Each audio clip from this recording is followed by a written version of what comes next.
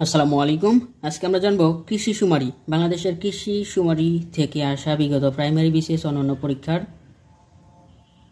গুরুত্বপূর্ণ কিছু প্রশ্ন উত্তর, যেগুলো ঘুরে ফিরে বারবার আসে বিভিন্ন পরীক্ষায়। চলুন শুরু করি। এখন পর্যন্ত বাংলাদেশে মোট কৃষি শুমারি হয়েছে 6টি। তবে স্বাধীন বাংলাদেশে মোট 5টি কৃষি শুমারি অনুষ্ঠিত হয় এবং বাকি একটি পাকিস্তান আমলে।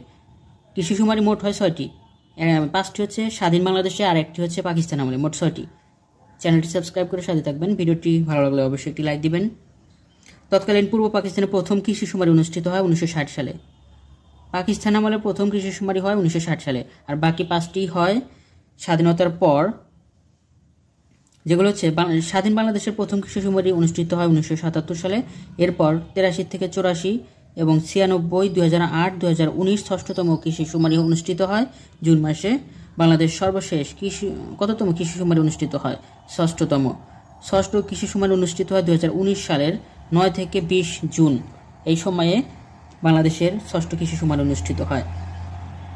তাহলে কৃষি শুমারি থেকে গুরুত্বপূর্ণ কয়েকটি কোশ্চেন। তার মধ্যে মোট কৃষি শুমারি হয় 6টি। স্বাধীনতার পর, বাংলাদেশ স্বাধীনতার পর হয় 5টি।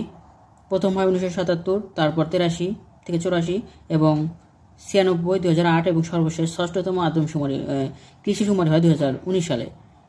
বাংলাদেশের সর্বশেষ কততম কৃষি শুমারি অনুষ্ঠিত হয়? ষষ্ঠতম। ষষ্ঠ কৃষি শুমারি অনুষ্ঠিত হয় 2019 সালে 9 থেকে 20 জুন।